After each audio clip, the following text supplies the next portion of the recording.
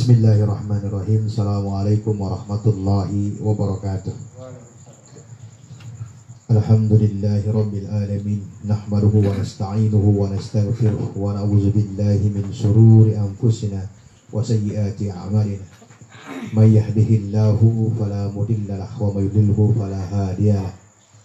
Asyhadu an la ilaha illallah wa asyhadu anna Muhammadan abduhu wa rasuluh la nabiyya wa la rasula ba'd. Qala Allah Ta'ala fi Qur'anil Karim fa huwa asdaqul qailin. A'udzu billahi minasy syaithanir rajim. Bismillahirrahmanirrahim.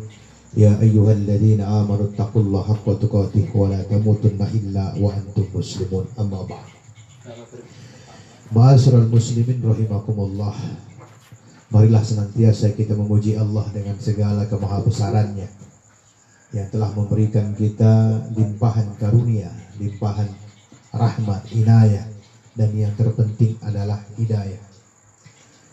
Salawat dan salam kita haturkan kepada Nabi besar Muhammad sallallahu alaihi wasallam yang telah banyak mengajarkan kita tentang Islam, mencontohkan kita kehidupan dalam Islam, mencontohkan dan mengajarkan kita bagaimana memperjuangkan Islam dan juga mati dalam kondisi memperjuangkan agama Islam. Malam hari ini kita tetap melanjutkan bincang-bincang kita, melanjutkan ngobrol kita tentang wabah, tentang virus, tentang ujian yang melanda umat sedunia hari ini. Pada dasarnya ujian itu harusnya mencerdaskan orang-orang beriman, harusnya mencerdaskan kaum muslimin.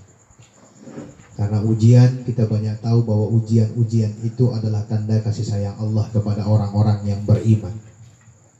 Cuma kadang-kadang kita tidak mengerti, sudah dikasih sinyal, sudah dikasih tanda agar kita tambah dekat. Harusnya kita tambah rindu, harusnya kita tambah ingat kepada Allah.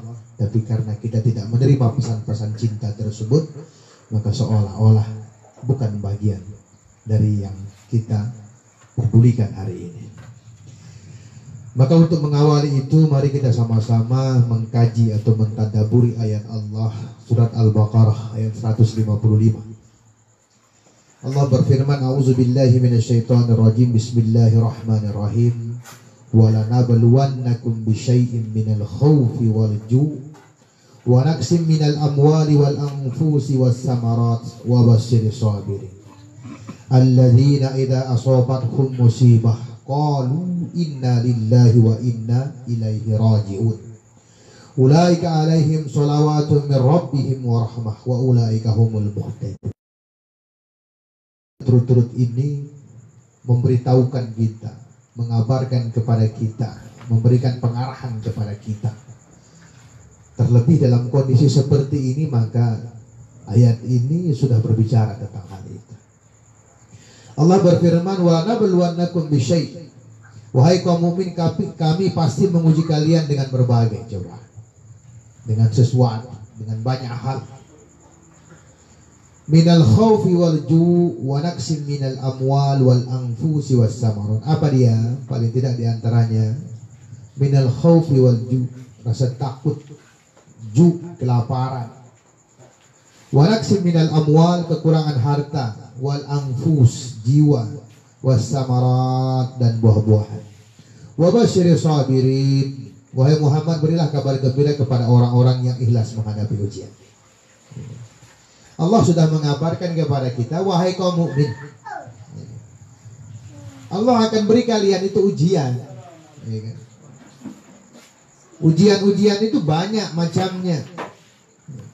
Di antaranya tadi rasa takut. Nah, hari ini orang mengalami ketakutan-ketakutan itu. Tapi ada yang luput dari ketakutannya.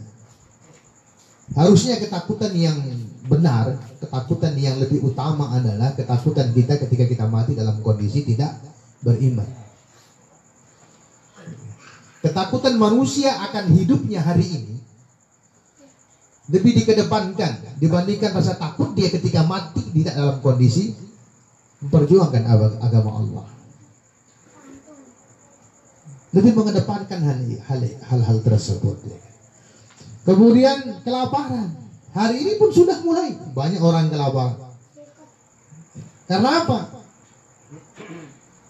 Himbauan-himbauan yang diberikan untuk menyelamatkan diri tidak diiringi dengan solusi-solusi yang diberikan. Mengurus sebuah negeri yang luas, luar biasa seperti ini, dengan menyamaratakan himbauan untuk tetap tinggal di rumah, harusnya memberikan solusi-solusi di situ. Kita juga bahas pada pertemuan yang kemarin, bagaimana pemerintah lebih memilih untuk meliburkan ibadah, meliburkan sholat Jumat dibandingkan meliburkan yang lain-lainnya. Lebih memfokuskan meliburkan ibadah dibandingkan meliburkan yang lain. Padahal solusi banyak, solusi bisa dihadirkan. Jangan-jangan ini cuma kedok saja, cuma hal, walaupun banyak yang membantah, banyak tidak sedikit para ustadz, para asatidz, para ulama membantah hal tersebut. Jangan kaitkan dengan hal-hal tersebut. Padahal Allah katakan dalam ayat lain, afala tatafakkarun. Harusnya kita berpikir juga jauh seperti itu. Karena apa? Kita ingin menyelamatkan diri kita dari kematian yang tidak berlandaskan kebenaran, tidak berlandaskan keislaman.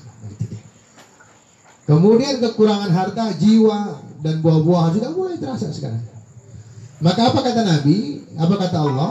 Berpesan kepada Nabi, wa basyiril sabirin, wahai Muhammad, berilah kabar gembira kepada orang-orang yang ikhlas menghadapi ujian. Ya kan? Dibutuhkan rasa ikhlas. Karena apa? Ya kan? Karena keikhlasan itu menimbulkan pertolongan. Pertolongan Allah akan turun kepada kita kalau kita ikhlas. Allah lah yang memberikan kita penyakit, Allah yang memberikan kita berbagai cobaan. Kemudian Allah juga akan menolong kita nantinya. Ikhlasnya. Maka ada sampai mengatakan membawa hadis, apakah kematian kita dalam kondisi wabah ini juga kematian yang mati syahid? Ya, kalau ikhlas. Ingat, kita ini akan dihukumi dengan akhir kesudahan kita, bi khawatimah. Walaupun kena penyakit, kalau dia tidak ikhlas menerima penyakitnya, bagaimana dikatakan syahid? Tapi kalau dia ikhlas menerima penyakitnya, bahwa ini takdir dari Allah, dia sudah ikhtiar menyembuhkan dirinya, dia ikhtiar menyelamatkan dirinya, maka iya, nilainya seperti kematian syahid. Bahkan tidak hanya virus, banyak hadis yang lain yang menyatakan ibu yang melahirkan pun dalam kondisi yang syahid kalau dia ikhlas. Ya kan? Orang yang tertimpa bangunan, orang yang mati karena sakit perut juga terhitung mati syahid. Alladzina idza asabathum musibah qalu inna lillahi wa inna ilaihi rajiun. Ini yang kurang yang disadari, yang dikedepankan. Karena sampai hari ini pun ikhtiar-ikhtiar yang diajukan kepada kita adalah ikhtiar-ikhtiar duniawi. Ya kan? Kenapa tidak dimasukkan ikhtiar syar'i atau ikhtiar dini, usaha yang disyariatkan atau usaha-usaha yang dibenarkan dalam agama? Ikhtiar duniawi sudah dilakukan semua. Padahal apa? Khawatirnya kita hari ini, kejadian-kejadian akhir zaman ini adalah merupakan saringan dari Allah. Kalau benar seperti itu saringan dari Allah, kita berada di posisi yang mana? Ya. Ketika kita ikhtiar meninggalkan rumah Allah, padahal itu adalah saringan Allah, apakah kita tetap melaksanakan ketaatan atau tidak melaksanakan ketaatan? Ya. Kita harusnya berpikir seperti itu, berpikir komprehensif, ya kan? Tidak hanya sekedar mencari aman. Ya. Kadang-kadang kita mengikuti hal-hal yang menguntungkan kita hari ini. Sebagaimana yang banyak juga kita bahas, ya kan, dengan beberapa orang yang memberikan pertanyaannya. Sampai kadang-kadang kan kita pun memberikan pertanyaan yang sama kepada mereka. Ini kan fatwa ulama, kita wajib mengikutinya. Iya, dalam hal ini Anda katakan seperti itu. Tapi kenapa fatwa yang lain Anda tidak ikuti? Aturan pemerintah yang lain Anda tidak ikuti. Contoh merokok saja, yang hal yang menjadi biasa. Berapa banyak fatwa ulama yang menyatakan untuk tidak merokok, tapi mana? Bahkan aturan pemerintah tertulis di situ, peringatan pemerintah, ya kan? Merokok bisa menyebabkan macam-macam. Kenapa dalam hal itu tidak kita ikuti? Tapi dalam hal ini kita mewajibkan semua orang untuk mengikuti. Ada yang berpendapat, ini kan fatwa-fatwa ulama ya di tempat-tempat yang baik dari Mesir dan segala macam. Betul, tidak ada yang menyalahkan fatwa. Tapi pernah nggak kita hadirkan fatwa-fatwa juga yang menjadi penyeimbang dari fatwa-fatwa tersebut? Ya kan? Karena berbeda, ya kan? Kondisi-kondisi berbeda, penetapan hukum juga berbeda. Dalam hal ini tidak ada orang yang menyalahkan fatwa. Silakan ikuti fatwa. Tapi sekarang pertanyaannya adalah, kalau ini sebagai sebuah syariat, kita berada di mana? Ingat, ini akhir zaman. Karena banyak para ulama juga meramalkan kejadian-kejadian ini. Kejadian tadi malam misalnya ada dentuman di mana-mana. Ada yang meramalkan bahwa itu adalah bagian dari tanda-tanda wusta dalam fitnah akhir zaman, tanda-tanda wusta kiamat ya. Walaupun itu boleh dipercaya, boleh tidak, ya kan.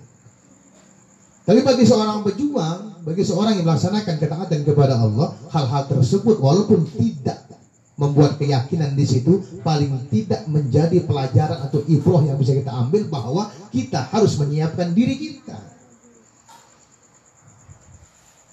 Kalau kondisi itu datang, apakah kita siap? Kan gitu. Nyatanya kejadian virus corona ini berapa banyak yang tergadaikan? Berapa banyak contoh, ya kan? Padahal pemerintah sudah cerdas mengeluarkan zonalisasi atau pemerataan daerah atau menunjukkan daerah-daerah yang terpapar yang ada warnanya merah, hijau dan kuning. Harusnya itu sudah bisa menjadi patokan buat pemerintah dan kita semuanya untuk mengerti posisi-posisi itu. Oh, kita masih hijau, berarti kita masih bisa melaksanakan ketaatan-ketaatan yang lain, kecuali dalam kondisi merah, gitu. Kondisi yang berbahaya di situ, darurat di situ. Harusnya itu juga jadi sebuah pembelajaran bagi kita. Maka seyogianya, ya kan, orang Islam harus berpikir ayat ini, coba. Alladzina idza asabathum musibah qalu inna lillahi wa inna ilaihi rajiun. Ketika kaum mukmin ditimpa musibah, mereka berkata, kami semua adalah milik Allah, kami semua pasti kembali kepadanya. Luar biasa kalimatnya. Musibah itu milik Allah, kami akan kembali kepada Allah. Maka berpikirlah kembali dalam kondisi sebaik-baiknya, dalam kondisi yang paling istimewa. Ayat tadi kita sampaikan di awal-awal, ya ayyuhalladzina amanu taqullaha haqqa tuqatih wa la tamutunna illa wa antum muslimun. Ada yang bertanya, bagaimana pahala sholat berjamaah dengan pahala sholat di rumah, di masjid dan di rumah? Pahalanya sama, tapi nilainya berbeda. Nilainya berbeda. Sebagaimana sebagai sebuah makanan, ya kan, sama-sama mengenyangkan, tapi nilainya bisa berbeda. Seperti itu. Harusnya kaum muslimin berpikir di situ. Bukan tidak kita mematuhi pemerintah, tapi kita juga mengikuti arahan-arahan pemerintah yang mereka sendiri keluarkan hal itu, ya kan. Contoh di Lombok saja sudah banyak beredar itu. Gambar satu pulau Lombok, ada yang merah, ada yang hijau, ada yang kuning. Itu sebuah warning. Kalau merah, iya, tepat kalau kita tidak melakukan apapun di keramaian untuk mencegah hal tersebut. Yang kuning hati-hati, berarti sudah ada yang dicurigai di situ, ya kan. Belum pasien, kalau sudah merah itu pasien PDP, ya kan? Pasien dalam pengawasan. Nah, kalau hijau, ya kan, daerah yang hijau, apa yang menyebabkan kita untuk meliburkan segala sesuatu yang membuat kita taat kepada Allah, kan gitu. Kemudian ulaika alaihim shalawatun min rabbihim wa rahmah wa ulaika humul muhtadun. Kaum mukmin mendapatkan rahmat dan kasih sayang dari Tuhan mereka. Mereka itulah orang-orang yang peroleh hidayah untuk menjalani iman dan Islam. Bayangkan, ya kan? Allah sudah memberikan kita solusi-solusi bagaimana kita bersikap. Ya kan? Maka jangan lagi dipolitisasi bahwa ketika kita tidak melaksanakan tersebut bukan berarti kita tidak taat kepada ulama, tidak taat kepada pemerintah. Tapi ketaatan itu bersifat bijaksana, ya kan? Bukan sebagai ketaatan yang absolut, ya kan? Karena dalam hal-hal yang lain kita juga bisa berbeda pandangan dengan siapa saja, kan gitu. Nah, maka ini kecerdasan di sini. Maka perlu kita bincang-bincang agar mencerdaskan kita semua, ya kan? Membuat kita tambah betul cara untuk menghadapi semuanya. Karena kekhawatiran itu harus dipegang oleh para pejuang. Artinya apa? Kekhawatiran apa? Kekhawatiran yang positif. Pernah kita sampaikan juga bahwa ada ungkapan seorang dokter yang luar biasa, bahwa kita adalah dokter terbaik bagi diri kita. Artinya apa? Ya kan? Kitalah yang harus bisa menjembatani dalam hal semua itu. Tidak seperti yang disampaikan hari ini, banyak orang hanya menyehatkan raga, padahal tidak hanya itu. Ya, kita sudah banyak membahas itu. Ya kan? Yang kita sehatkan tidak hanya raga dalam Islam, apalagi berjalan tentang perjuangan. Ada beberapa hal yang harus kita sehatkan. Yang pertama misalnya ruh kita, keimanan kita, akidah kita, sehatkan dulu ini. Agar apa? Ketakutan kita terhadap makhluk Allah tidak membuat kita lebih takut dibandingkan ketakutan kita kepada Allah. Harusnya yang lebih kita takuti siapa? Allah, bukan makhluk Allah. Ketakutan kepada makhluk Allah adalah ketakutan yang sewajarnya sesuai fitrah manusia. Sebagaimana ketakutan kita kepada harimau, ketakutan kita kepada singa, ketakutan kita kepada ular misalnya. Tidak boleh melebihi takutnya kita kepada Allah. Itu dia. Maka sehatkan ruh kita dulu, sehatkan akidah kita. Jangan sampai yang kita lakukan ini hanya menyelamatkan diri. Hanya menyelamatkan diri. Berkedok ikhtiar, tapi rata-rata menyelamatkan diri. Yang kedua, sehatkan intelektual kita, fikriyah kita. Pemikiran kita sehatkan dulu. Ya. Artinya ada solusi di situ. Sudah kita bahas juga pada pertemuan yang kemarin. Seandainya kita, ya kan, dilarang untuk ke masjid, bagaimana cara kita agar bisa ke masjid? Mari kita berdiskusi dengan pemerintah. Sebagaimana kita dibolehkan untuk masuk bandara, masuk ke kantor dengan melalui tahap-tahapan. Kenapa di masjid tidak dipakai hal itu? Gitu kan? Ada pengatur suhu tubuh, ada dispenser chamber atau ruangan yang untuk nyemprot ya kan, uapnya untuk mematikan virus segala macam. Ada cuci tangan, mandi ya kan. Ya kalau itu dilakukan misalnya sebelum ke masjid, himbau pada mandi dulu, pakai baju yang paling bersih. Ya kan? Kemudian sampai masjid nanti jangan lupa cuci tangan misalnya. Masuk dalam ruangan dispenser chamber itu ya kan. Kemudian atur suhu tubuh. Pulangnya nanti tolong lepas bajunya, mandi, kan selesai urusan itu. Ya.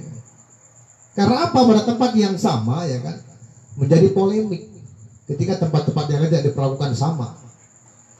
Ya. Kalau diperlakukan sama misalnya, tidak akan jadi masalah insya Allah. Apapun ketika tidak diperlakukan sama, tidak adil gitu ya, maka itu menjadi problem. Berpikir saja coba kepada orang-orang yang punya istri dua. Kalau dia tidak adil, maka menjadi cekcok. Ketika proporsional, selesai urusan. Maka sehatkan pemikiran kita dulu. Tidak hanya nafsu kita. Itu yang menjadi problem sekarang. Kemudian yang ketiga, sehatkan jasmani kita, sehatkan tubuh kita. Karena tubuh yang sehat itu akan kebal, akan bisa menolak penyakit, atau paling tidak daya tahannya menjadi lebih lama. Nah, itu kan. Kemudian yang selanjutnya adalah sehatkan ekonomi kita. Ekonomi perlu disehatkan. Ekonomi masyarakat perlu disehatkan. Ekonomi tetangga juga perlu disehatkan. Anda bayangkan ketika para masyarakat yang tidak memiliki penghasilan, tidak ada yang dimakan, apalagi kondisi ini sampai 3 bulan. Maka kekhawatirannya bukan mati karena virus, tapi mati karena kelaparan. Lebih sadis lagi. Kemudian sehatkan persaudaraan kita. Sehatkan persaudaraan kita. Ketika kita memiliki kelebihan, ada tetangga kita yang tidak memiliki kelebihan, berbagi, ya, berbagi. Sebagaimana para sahabat dulu juga berbagi. Ketika masa enak, kuahnya diperbanyak, kemudian dagingnya dibagi-bagikan. Kan bisa seperti itu. Ya, kan? Karena dengan menguatkan ukhuwah, menguatkan persaudaraan, maka tidak ada lagi saling ejek, saling meremehkan, saling melemahkan. Tapi yang ada saling menguatkan. Kemudian yang terakhir adalah sehatkan daya juang kita. Sehatkan pola pikir kita tentang jihad, perjuangan. Karena di ayat dijelaskan juga, tidak sama orang-orang yang beribadah yang duduk-duduk saja dengan orang yang beribadah sekaligus menjadi mujahid. Kalau kita rangkaikan dalam semua hal itu, muncullah 3 kesimpulan di situ ketika menghadapi musibah. Yang pertama apa? Mohon ampun kepada Allah. Mohon ampun kepada Allah. Banyak-banyak beristighfar, banyak-banyak berdoa kepada Allah. Ya. Karena apa? Kadang-kadang kitalah yang menyebabkan musibah itu terjadi.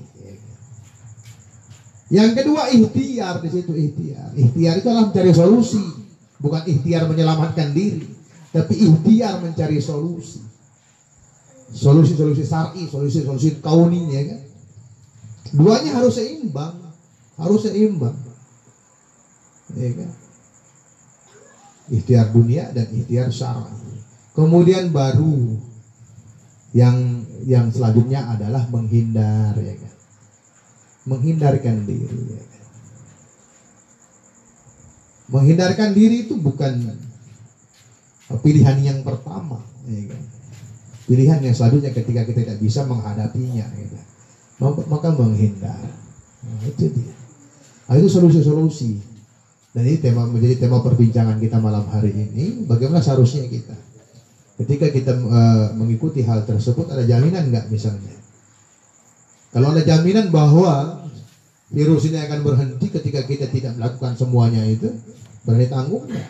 Ya, berani nggak? Gitu. Nah, saya kira itu harus menjadi kecerdasan semua. Baik, itu prolog kita dulu. Kita akan lanjutkan dengan tanya jawab. Silakan ada yang ingin ditanyakan, kita akan jelaskan dalam bincang-bincang kita kali ini. Silakan.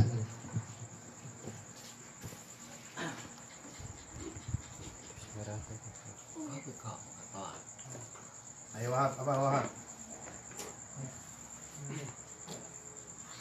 Ini satu Ustaz. Ya, silakan. Jauh leh kan begitu. Boleh kan? Garong. Assalamualaikum warahmatullahi wabarakatuh. Waalaikumsalam. Kadang-kadang masyarakat awam, mungkin kita sendiri juga berpatokan kadang-kadang ke Saudi lah, misalnya ke Mesir, karena asing lagi dunia digital ini. Kita lihat di sana kadang-kadang dalam pemberitaan masyarakat, kok di sana aja ditutup masjidnya, dibilang kan, kenapa kita enggak ulama, enggak apa-apa, kok kita yang tidak menerima gitu. Bagaimana kita mensikapi masalah itu? Ya, ada yang berpendapat, ya kan, di Saudi saja ditutup tuh Mekah, ya, ditutup Ka'bah. Apa sudah dipastikan semuanya tertutup? Itu yang pertama. Apakah dipastikan bandara juga ditutup di situ? Apakah juga dipastikan pasar-pasar tertutup? Ternyata iya. Nah, problemnya di sini adalah ketika ketidakadilan itu menyebabkan masalah. Kalau Arab Saudi serentak, ya kan, bandara ditutup, bahkan orang yang masuk nggak boleh, yang di luar tidak boleh keluar, pasar-pasar dibatasi, ya kan, awal-awal. Bahkan pemerintahannya pun menyiapkan solusi-solusi itu. Selesai urusan di situ, oke. Maka dari awal kita sampaikan tidak ada orang yang mengatakan tidak mengikuti fatwa. Tidak ada yang membahas bahwa menyalahkan fatwa, nggak ada. Tapi ini berbicara tentang keadilan, ya kan? Ini berbicara tentang keadilan. Contoh di daerah kita misalnya, pemerintah sudah mengeluarkan gambar tadi, ya kan, bahwa ada daerah merah, kuning, dan hijau, ya kan? Pemerintah saja sudah mengeluarkan hal tersebut. Kenapa kita tidak bijaksana menyikapi hal itu? Maka segala hal yang tidak adil pelaksanaannya itu yang menimbulkan masalah, ya kan? Itu penanganan secara kenegaraan tepat, ya kan? Nah, tadi kita sampaikan kadang-kadang kenapa dalam kasus COVID-19 ini seolah-olah semua mengikuti fatwa ulama, tapi ada hal yang kita kadang-kadang herankan di situ. Kenapa dalam kasus ini saja? Kenapa tidak kasus yang lain? Kenapa tidak ditanggapi keberatan masyarakat yang mengatakan bahwa kenapa pasar tidak ditutup juga? Padahal potensinya sama, ya kan? Potensi sama. Ya kan? Bahkan masjid tidak dipakai 24 jam, tapi mall dipakai lebih lama dibandingkan masjid tidak ditutup. Nah ini ketidakadilan, bukan menyalahkan pemerintah tentang hal ini, tapi ini ketidakadilan. Nah, maka masyarakat dipahamkan di situ. Ya kan? Kita bukan tidak melaksanakan, tapi kita berdasarkan apa yang disampaikan oleh pemerintah. Kecuali pemerintah mengatakan Lombok ini semuanya zona merah dengan bukti-bukti otentik. Tapi kan pemerintah sendiri menempel itu, ya kan? Ada tiga pengetahuan itu, 3 penjelasan. Ada merah, kuning dan hijau. Hijau itu aman, kuning itu hati-hati, ya kan? Merah itu sudah dalam kondisi terkena, kan gitu, ya kan? Maka dalam ini yang dipahamkan di sini tidak ada orang yang menolak atau yang menyalahkan fatwa, nggak ada. Tapi perlakuannya harus sama, nggak bisa disalahkan juga. Ya. Maka kita sampaikan tadi, kita hadirkan 3 solusi tadi itu, ya kan? Apa susahnya menghimbau masyarakat, apalagi orang Islam yang suka dengan kebersihan, ya kan? Untuk menghindari penyebaran dari rumah bersih deh dulu, gitu kan? Asik, ya kan? Dia sudah mandi sampai masjid, tiba-tiba dicek suhu tubuhnya, oh ini 39 ke atas, pulang dulu lah dengan senang hati, kan enak tuh. Semprot dulu ya, solusi itu ya. Jadi solusi harus diberikan, perimbangan. Ya kan? Kita kan hanya dapat dari berita, ya kan? Sedangkan yang pada kondisi kenyataannya tidak seperti itu. Saya kira itu. Ya, silakan yang lain. Assalamualaikum warahmatullahi wabarakatuh.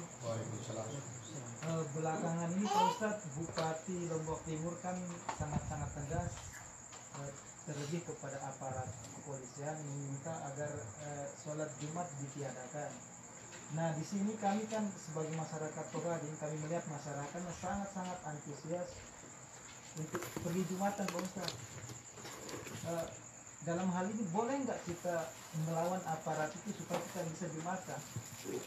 Ya, sebenarnya tadi diajak berbicara dulu, ya kan? Audiensi dulu. Sebagian tempat-tempat lainnya juga audiensi. Ya kan? Ajak pejabatnya audiensi dulu. Ya kan? Apa yang ditakutkan sebenarnya dengan kami Jumatan? Kan begitu. Apa yang ditakuti? Kalau kami Jumatan, apa yang Anda takuti? Ya kan? Solusi-solusi kesehatan sudah banyak dihadirkan. Yang penting kita dalam kondisi bersih. Suhu tubuh kita di bawah 39 derajat, ya kan? Kan gitu. Ya. Kadang-kadang harus duduk dulu. Ini banyak yang tidak duduk, ya kan? Karena apa? Penyelesaian masalah juga ada dalam Al-Quran. Wad'u ila sabili rabbika bil hikmah wal mau'izatil hasanah wajadilhum billati hiya ahsan. Ada 3 solusi di situ. Ya. An-Nahl 125, ya kan? Ada 3 solusi di situ. Bil hikmah, ya kan? Dengan kebijaksanaan, bijaksana dong, gitu kan. Yang kedua apa? Dengan contoh yang baik. Yang ketiga diskusi. Mari kita diskusikan. Kenapa tempat-tempat seperti bandara, kantor, bebas kita datang? Mereka beralasan, kami sudah siapkan tempat cuci tangan, kami sudah siapkan disinfektan semprot, kami sudah siapkan pengatur suhu dan segala macam. Kenapa solusi itu tidak bisa diberikan? Kan gitu. Betul, saya paham yang Anda maksudkan, ya kan? Tahapan-tahapan seperti itu dong yang dilalui dulu, ya kan?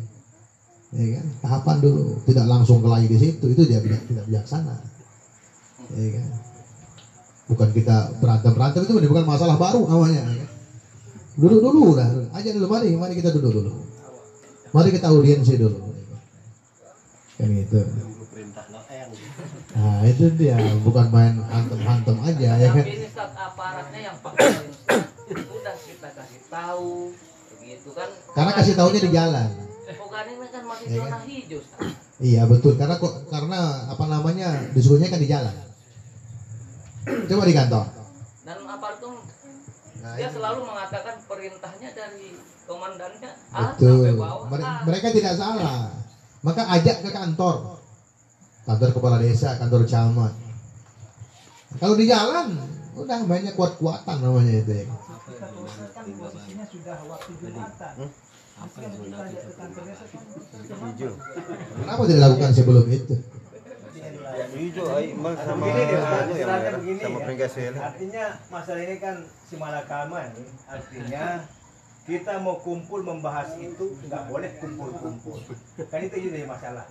Sekarang kita di sini bagaimana kita menyikapi saja lah. Artinya seperti usulan Pak Ustadz itu bagus sekali.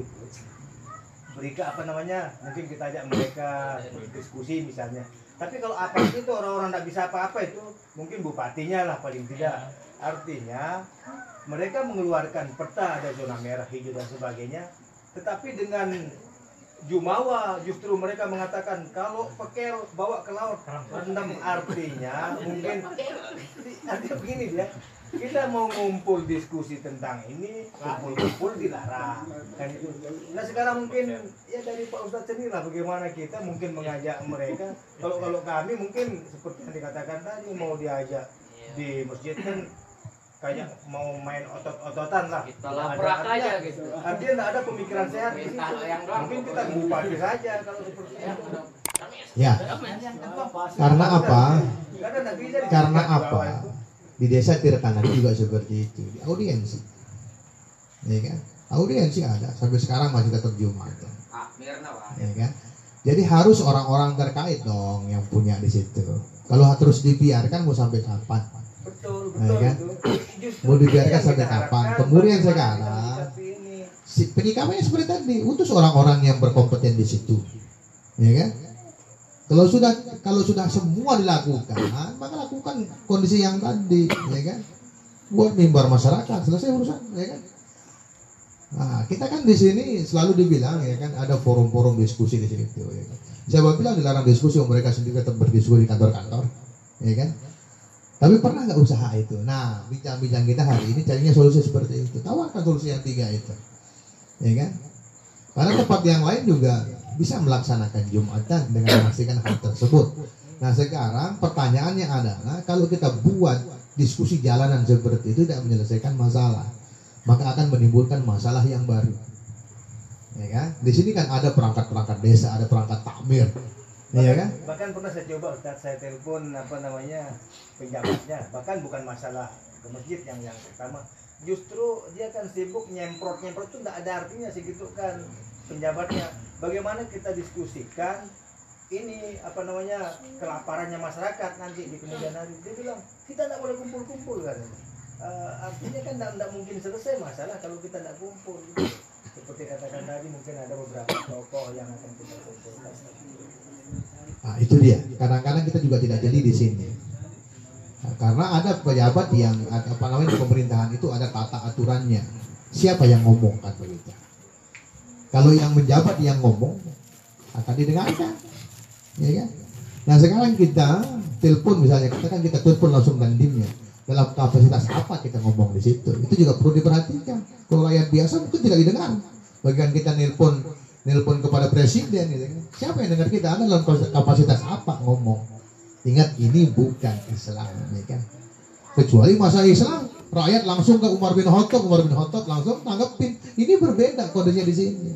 Ada pemerintahan desa, ada pemerintahan kabupaten dan segala macamnya. Ini yang harus dipahami. Nah, baik kita fokuskan saja di sini, insya Allah kita dan itu semua harus memiliki hal-hal yang harus dilakukan seperti tadi. Katakan di sini ada pemerintah desa, harus kuat dong di situ. Anda harus pengaruhi pemerintahan desa di situ kalau kita berdasarkan yang disampaikan oleh pemerintahan tadi. Ada zona-zona itu kita bertahan di situ saja. Sebagaimana kalian bertahan di situ, ya Anda keluarkan ini gambar seperti ini, masa tidak kita ikutin kan gitu. Nah, di situ dia. Jadi disinilah bijaksana itu di sini, ya kan? Bijaksana itu di sini. Ya kan? Baik yang lain. Ya. Silakan. Assalamualaikum warahmatullahi wabarakatuh. Saya Pak Ustaz, walaupun kondisi seperti ini, seorang itu memberhentikan khotib yang lagi ceramah di hari Jumat itu, waktu Jumat. Ketika sudah kondisi tersebut, maka dia mendapatkan kedosaan. Karena Ketika khotib sudah naik ke mimbar, kita berbicara saja tidak mendapatkan kedosaan di situ, apalagi memberhentikan di situ. Kedosaan. Dosa besar. Itu kedosaan. Haji Jun. Ya. Oh, setir pakai. Baik, saya kira itu saja ya. Cukup insyaallah bincang-bincang kita malam hari ini. Alhamdulillah sudah bisa hadir di sini. Insyaallah mudah-mudahan bincang-bincang kita ini juga didengar oleh pejabat-pejabat pemerintahan, bahwa inilah suara kaum marginal atau kaum masyarakat kecil harus didengarkan juga. Tidak ada orang yang tidak mau taat sama pemerintah, tidak ada orang yang tidak mau taat kepada fatwa ulama, tapi coba adillah dalam bersikap, adillah dalam memberikan keputusan. Semoga bermanfaat. Subhanakallahumma wa bihamdika asyhadu an la ilaha illa anta astaghfiruka wa atubu ilaik. Assalamualaikum warahmatullahi wabarakatuh. Masalah pegangan tak bayar masjid lah Ustaz. Iya be mau lupa pas. Inilah fungsi kita di sini, menguatkan hal. Subuh dia informasikan ke